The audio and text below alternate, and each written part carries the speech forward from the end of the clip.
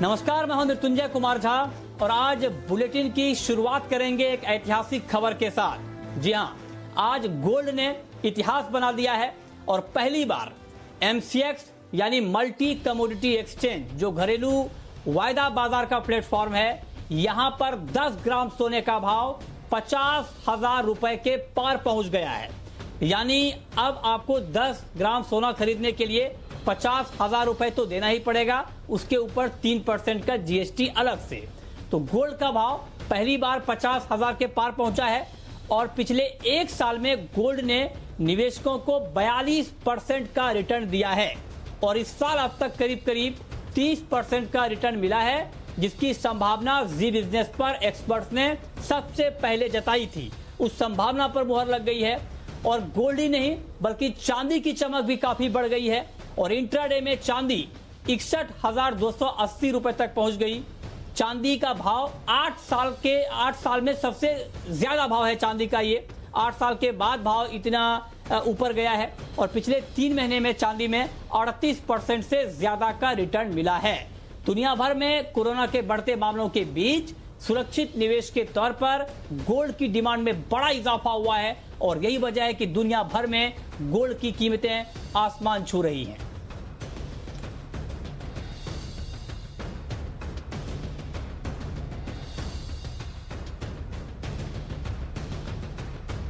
और इस पर बातचीत करने के लिए हमारे साथ जुड़े हैं अनमोल ज्वेलर्स के फाउंडर इशू दत्वानी। दत्वानी जी, बहुत बहुत स्वागत है आपका जी बिजनेस पर। अब आप ये बताएं सर कि 50,000 के ऊपर गोल्ड का भाव चला गया है, अगला लेवल आप कहां देख रहे हैं? क्या दिवाली तक 55,000 60,000 तक भाव गोल्ड का पहुंच जाएगा?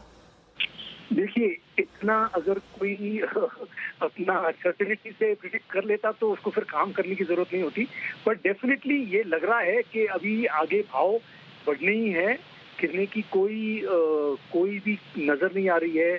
कारण क्योंकि अनसर्टेनिटी है, जियोपॉलिटिकल रीजंस है, बैंक्स और इंस्टीट्यूशन सोने में निवेश कर रहे हैं, तो डेफिनेटली आगे बढ़ता हुआ नजर आ रहा है।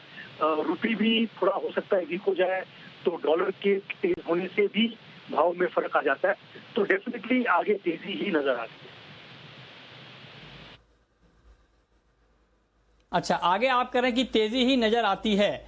तो अब आप एक चीज बताएं इशू दत्वानी जी, आप तो ज्वेलर भी हैं, क्या अभी 50,000 अभी 49,000 के आसपास काफी लंबे समय तक गोल्ड का भाव रहा, तो क्या इस भाव पर लोग गोल्ड खरीदने आ रहे हैं? क्या ज्वेलरी खरीदने आ रहे हैं क्या दुकानों पर? सरप्राइजिंगली आ रहे हैं। तो मैं आपको बताऊं, हमारा मार्च करीब 18 तारीख से 5 जून तक तो दुकान लॉकडाउन की वजह से बंद था। जब हमने 5 जून को दुकान खोला, हफ्ते में 3 बार ही हम खोल सकते हैं, तो जून के महीने में समझो जितने भी दिन हमने दुकान खोले होंगे, आधे दिन कोई नहीं आया और आधे दिन में शायद एक क्लाइंट आ रहा था। अभी जुलाई में वो थोड़ा इम्प्रूवमेंट आया है वहाँ। आज भी हमारे पास 3 क्लाइंट्स अभी भी कोई बैठे हैं। तो अभी जो नंबर है क्लाइंट्स के रेगुलर, हर रोज 3 या 4 क्लाइंट्स आ रहे हैं, तो डेफिनेटली लोग थोड़ा, उनको डर भी थोड़ा कम हुआ है और उस कारण से लोग आ रहे हैं। और डेफिनेटली जो लोग आ रहे हैं वो खरीद रहे हैं। जो कन्वर्जन रेट हमारा पहले होता था 30-35%, मतलब अगर 10 लोग आए तो 3 लोग 3.5 लोग एक्चुअल खरीदी करते थे और बाकी 6-7 लोग अपना कंपैरिजन वगैरह करके जाते थे। आज के तारीख में करीब 90% कन्वर्जन है, मतलब जो भी अगर 4 ग्राहक दिन में अंदर आते हैं तो 3 लोग तो ले ही लेते हैं कुछ ना कुछ, मतलब सीरियस बायर ही आ रहे हैं। तो जो अभी लोग आ रहे हैं वो उनकी या तो कोई शादी है या घर में कोई ओकेजन की वजह से उनको चाहिए, तो जेन्युइन बायर आ रहा है और सेल वाकई में हो रही है। क्योंकि लोगों को अभी ये भी लग रहा है कि अगर हम सोना अभी नहीं, आप कहें कि जेन्युइन, हाँ जी कर लेंगे, ठीक है, आप कह रहे हैं कि जेन्युइन बायर आ रहे हैं और गोल्ड की बिक्री हो रही है। एक महत्वपूर्ण सवाल मैं आपसे दत्वानी जी और पूछना चाहता हूं कि कई लोग ये जानना चाहते हैं कि 50,000 से ऊपर का आ गया भाव, तो क्या अभी गोल्ड खरीदें या थोड़ा रुक जाएं, दाम थोड़े और नीचे आ जाएंगे एक बार, क्योंकि जब दाम बढ़ते हैं तो थोड़ी गिरावट भी आती है, तब खरीदें। तो जो कंज्यूमर है, जो दर्शक हमें इस वक्त देख रहे हैं, जिन्हें अपनी जरूरत के लिए गोल्ड खरीदना है, उनके लिए आपका सुझाव क्या होगा? एक ज्वेलर के तौर पर नहीं, एक एक्सपर्ट की हैसियत से आप बताएं, क्योंकि ज्वेलर की हैसियत से तो आप हमेशा कहेंगे गोल्ड खरीदिए, लेकिन एक एक्सपर्ट के नाते आप क्या सलाह देंगे? अभी खरीद लें या अगर 15 दिन 20 दिन रुकेंगे तो 1000-2000 रुपए सस्ता मिल जाएगा गोल्ड? देखिए, ज्वेलर के हैसियत से मैं कहूंगा डेफिनेटली खरीदना चाहिए। मतलब जब आप सोना अपने कंजम्पशन के लिए ले रहे हो, ज्वेलरी खरीद रहे हो, मतलब शादी है घर में 3 महीने बाद 4 महीने बाद जो भी है, अगर आप अपने पर्सनल कंजम्पशन के लिए खरीद रहे हो तो कभी भी सोने का भाव नहीं देखना चाहिए। अगर आपके पास पैसे हैं, आपको चीज पसंद आ रही है तो वो खरीदना ही चाहिए, क्योंकि आप उसको बेचने वाले नहीं हो। कल को अगर दाम थोड़ा गिरता भी है तो आप उसको बेच के आपको नुकसान नहीं कर रहे हो। तो पर्सनल कंजम्पशन के लिए कभी भी सोने का रेट देखना नहीं चाहिए।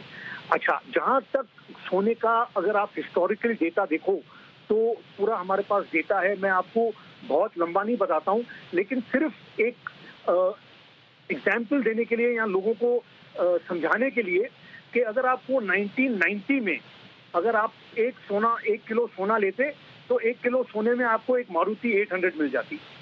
2000 में वही 1 किलो सोने में आपको एस्टीम मिल जाती। 2005 में इनोवा मिल जाती और 2010 में फॉर्च्यूनर मिल जाती। आज के तारीख में आपको एंट्री लेवल मर्सिडीज या BMW 1 किलो सोने में मिल जाएगी। तो अगर आप देखोगे हिस्टोरिकली सोना हमेशा बढ़ता ही है। तो मिल जाएगा। जेट प्लेन कब तक मिल जाएगा सर? हाँ जी हो सकता है जेट प्लेन मिल जाए।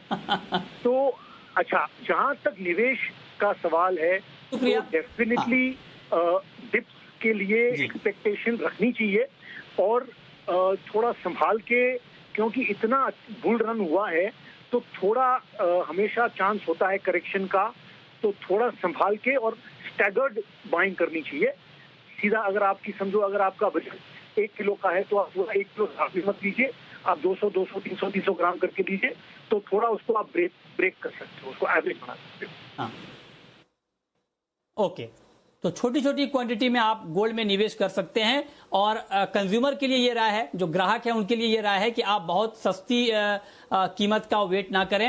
अगर आपको अपनी जरूरत के लिए खरीदना है तो आप खरीद सकते हैं। इस भाव पर भी थोड़ी मोड़ी गिरावट आ सकती है, लेकिन कोई बड़ी गिरावट गोल्ड और सिल्वर की कीमतों में अभी आने की संभावना नहीं है। बहुत शुक्रिया दत्वानी जी आपका हमारे साथ जुड़ने के लिए। आगे बढ़ते हैं और गोल्ड के बाद अब बात करते हैं शेयर मार्केट की। 5 दिनों की तेजी के बाद आज मार्केट की रफ्तार पर ब्रेक लगा है और ऊपरी स्तर से निफ्टी 105 अंक और सेंसेक्स 328 अंक गिरकर बंद हुए हैं। आईटी, एफएमसीजी और ऑटो शेयरों पर दबाव दिखा। बाजार पर पूरी डिटेल जानकारी के साथ हमारे सहयोगी कुशल गुप्ता हमारे साथ जुड़ रहे हैं इस वक्त। कुशल, बताइए क्या एक्शन रहा आज पूरे दिन मार्केट में? जी, तो 2 दिन की तेजी के बाद आज बाजार में कहीं ना कहीं कंसोलिडेशन हमें देखने को मिला और ऊपरी स्तरों से गिरावट रही, पर आखिरी 1 घंटे में एक अच्छा बाउंस बैक हमें बैंक निफ्टी में देखने को मिला। अब यहाँ पर अगर आप देखेंगे तो निफ्टी में जो गिरने वाले शेयरों की सूची है उसमें ऑटो स्पेस से हीरो मोटोकॉर्प और टाटा मोटर्स रहे। वहीं अगर आप गेनिंग साइड पर देखेंगे तो एक्सिस बैंक अपने बढ़िया नतीजों के बाद 6-7% की इंट्राडे मूव दिखाई। सोना आज 50,000 के पार होता हुआ दिखा, जिस वजह से आप देखिए टाइटन में बहुत ही शानदार उछाल हमें 4-5% का यहाँ पर भी देखने को मिला। वहीं अगर आप लूजिंग साइड पर देखेंगे तो प्राइमरली सारे इंडिसेस ही लाल निशान में आते हुए दिखे थे, जिसमें एफएमसीजी जो था वो टॉप लूजर निकल कर आया। जहाँ पर अगर आप एचयूएल देखें तो खराब नतीजों के बाद यहाँ पर 3-3.5% का रिएक्शन सा आया गिरावट का। साथ ही जुबिलेंट फूड, डाबर जैसे स्टॉक अंडर प्रेशर रहे। वहीं अगर आप देखेंगे तो ओवरऑल पीएसयू बैंक्स में भी आज मुनाफा वसूली हमें देखने को मिली। कल एक्सपायरी के पहले जो है आज यहाँ पर डाउनवर्ड ट्रेंड हमें देखने को मिला, जिसमें कैनरा बैंक, पीएनबी, बीओबी जैसे स्टॉक्स जो है 1 से 1.5% की गिरावट दिखाते हुए दिखे। साथ ही ऑटो स्पेस भी आज दबाव में रहा, तो हीरो मोटोकॉर्प, टाटा मोटर्स के साथ साथ मारुति सुजुकी भी ऑलमोस्ट 6,000 के लेवल पे वापस से पहुंचता हुआ दिखा। साथ ही आईटी स्पेस जो था, जो पिछले कुछ दिनों में अच्छा फोकस में था इन्फोसिस और विप्रो के अच्छे नतीजों के बाद, यहाँ पर भी मुनाफा वसूली आज हावी रही। और अंत में एक ऐसा स्पेस था जहाँ पर पॉजिटिविटी रही, वो था फार्मा स्पेस। 2 दिनों के कंसोलिडेशन के बाद आज यहाँ पर हमें अच्छा बाउंस बैक देखने को मिला। बहुत शुक्रिया कुशल आपका बाजार का ये पूरा एक्शन बताने के लिए।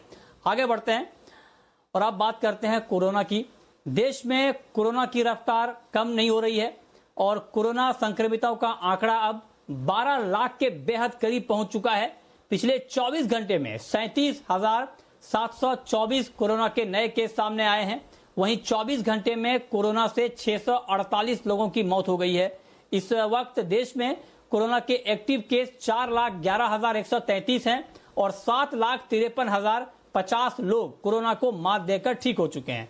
फिलहाल कोरोना से अब तक देश में 28,732 लोगों की मौत हो चुकी है।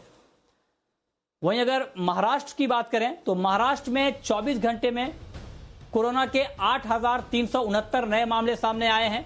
पिछले 24 घंटे में 246 लोग कोरोना से उनकी जान जा चुकी है। राज्य स्वास्थ्य विभाग के मुताबिक यहां कोरोना के कुल मामले 3,27,031 हो चुके हैं, जिसमें 1,82,217 लोग कोरोना से ठीक भी हो चुके हैं। वहीं मुंबई में पिछले 24 घंटे में 995 कोरोना के मरीज मिले हैं और 24 घंटे में 62 कोरोना मरीजों की मौत हुई है। बीएमसी के मुताबिक मुंबई में कोरोना मरीजों की कुल संख्या 1,03,262 हो चुकी है, जिनमें 73,555 कोरोना पेशेंट डिस्चार्ज भी हो चुके हैं। फिलहाल मुंबई में कोरोना के एक्टिव मरीजों की संख्या 23,893 है।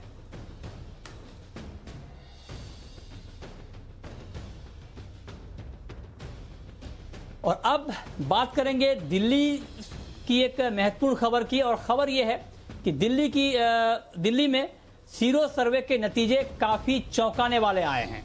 सर्वे के मुताबिक दिल्ली का हर चौथा शख्स, ध्यान से सुनिए, गौर से सुनिए, दिल्ली का हर चौथा शख्स कोरोना से पीड़ित हुआ है।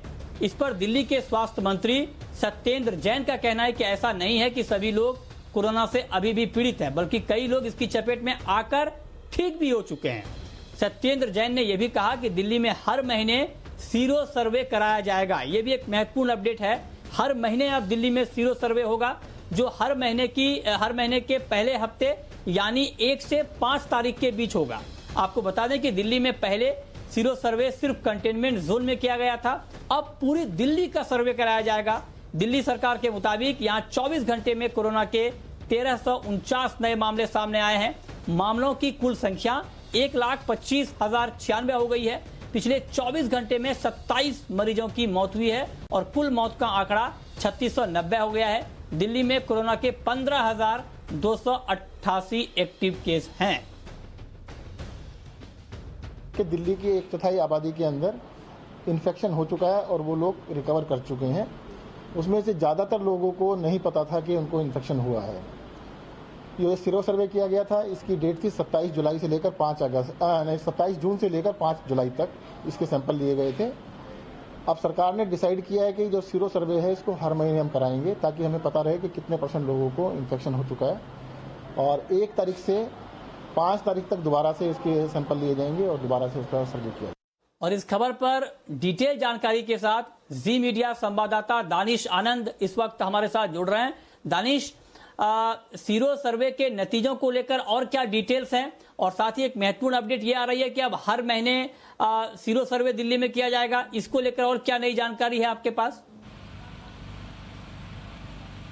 जी बिल्कुल। अगर हम पहले दिल्ली के सीरो सर्वे के आंकड़ों की बात करें तो ये सर्वे कल सरकार द्वारा रिलीज़ करा गया था और उसमें काफ़ी चौंकाने वाले आंकड़े निकलकर हमारे सामने आए थे, जिसमें लगभग 1/4 यानी कि हर दिल्ली में हर 4 में से 1 व्यक्ति के अंदर कोरोना है, ये संकेत उसमें निकलकर सामने आए थे।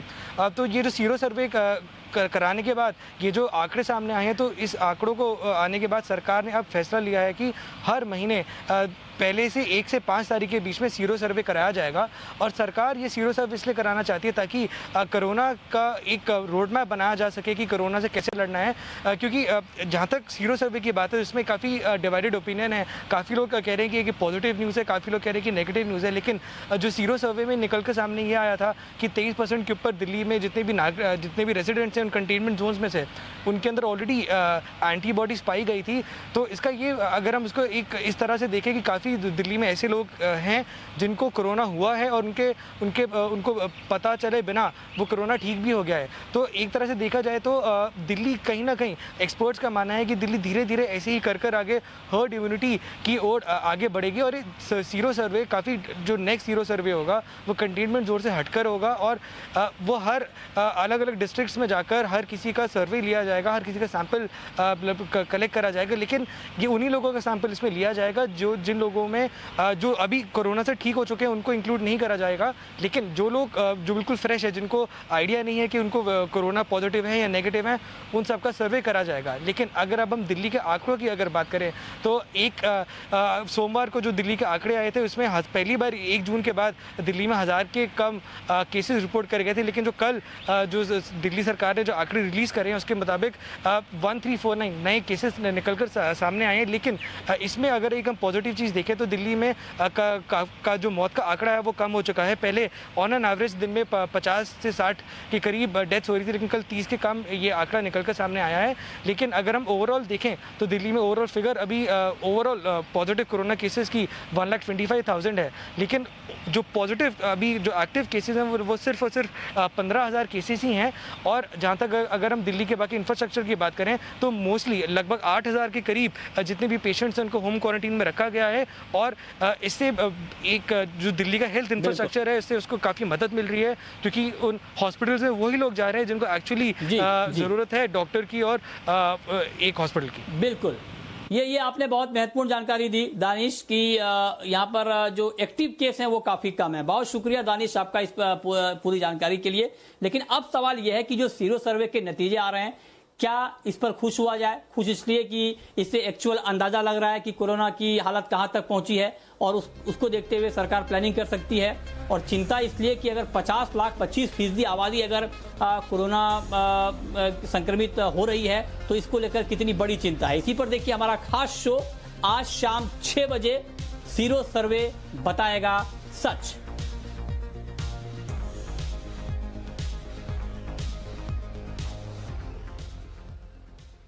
चलिए आगे बढ़ते हैं। अब रुख करते हैं अगली खबर का। अनलॉकिंग की प्रक्रिया शुरू होने के बाद उद्योग धंधे और कारोबार धीरे धीरे पटरी पर लौट रहे हैं, लेकिन अभी भी कई कारोबारी और फैक्ट्री मालिक अपने कर्मचारियों के कोरोना होने पर इलाज के खर्च से काफी चिंतित दिख रहे हैं। इस कड़ी में इंश्योरेंस रेगुलेटर IRDAI ने स्टैंडर्ड कोरोना कवच पॉलिसी में ग्रुप इंश्योरेंस को भी शामिल कर दिया है। क्या है पॉलिसी और इससे इंडस्ट्री को किस तरह फायदा होगा, बताने के लिए हमारे साथ जुड़ रहे हैं जी मीडिया संवाददाता अनुराग शाह। अनुराग बताइए। देखिए 10 जुलाई को इंश्योरेंस रेगुलेटर IRDAI की तरफ से जो एक स्टैंडर्ड कोरोना पॉलिसी लॉन्च की गई थी कोरोना कवर, तो उसी में और एक्सटेंशन देते हुए अब इंश्योरेंस रेगुलेटर की तरफ से उसमें ग्रुप इंश्योरेंस पॉलिसी को भी कवर कर दिया गया है। ये जो ग्रुप इंश्योरेंस पॉलिसी ये उन लोगों के लिए फायदेमंद होगी, क्योंकि हमने देखा कि जो उद्योग धंधे वाले हैं, कारोबारी है, फिल्म प्रोडक्शन हाउस वाले हैं, वहां पर काम उस गति से शुरू नहीं हुआ क्योंकि उनके जो कर्मचारी है कहीं ना कहीं उनके मन में भी डर है कि अगर कोरोना से संक्रमित हो जाएंगे। इसके अलावा जो एम्प्लॉयर है उनके मन में डर है कि अगर कोरोना से संक्रमित हो गए काम करते वक्त तो इनका जो इलाज का खर्चा है वो किस तरह से दिया जाएगा।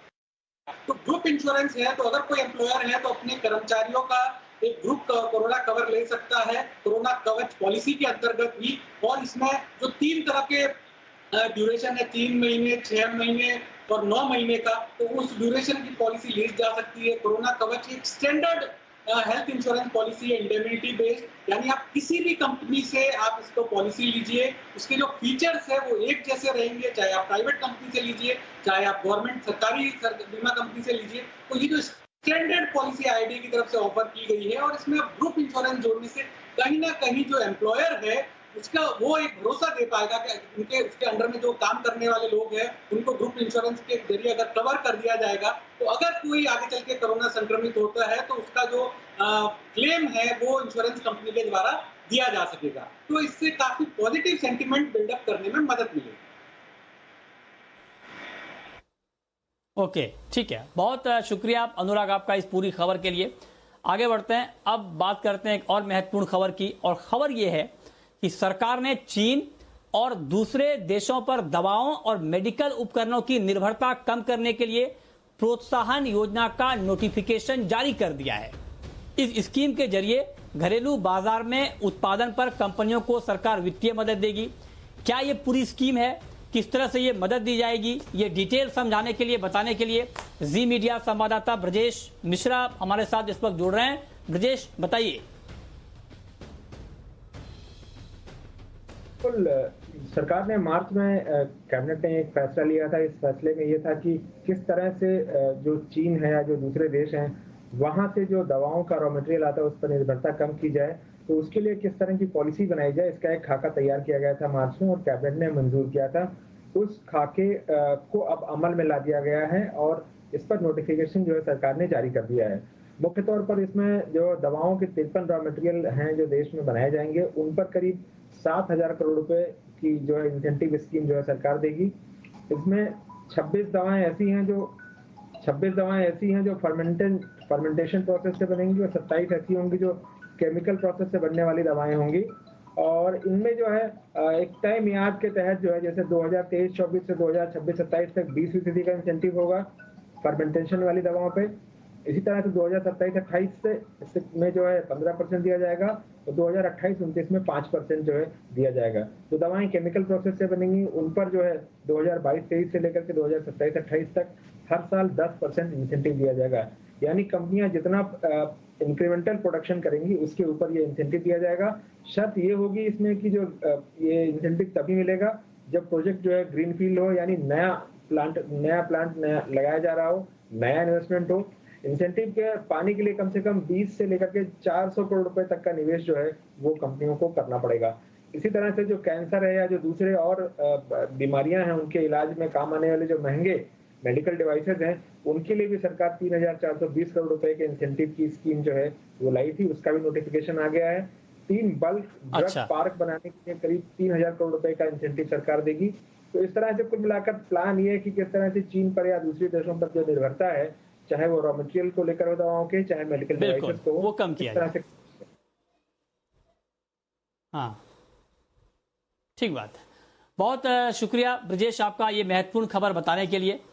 और अब आगे बढ़ते हैं, अब बात करते हैं एक महत्वपूर्ण राजनीति से जुड़ी हुई खबर की। और खबर यह है कि राजस्थान के मुख्यमंत्री अशोक गहलोत के भाई अग्रसेन गहलोत पर ईडी का शिकंजा कसता जा रहा है।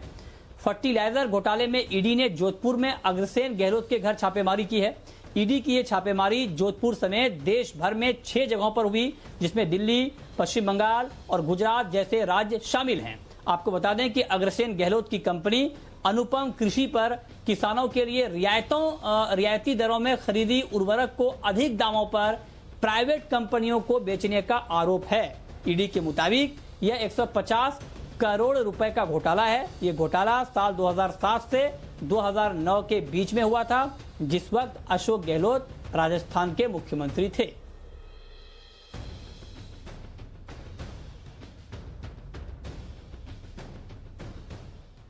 तो फिलहाल इस बुलेटिन में इतना ही।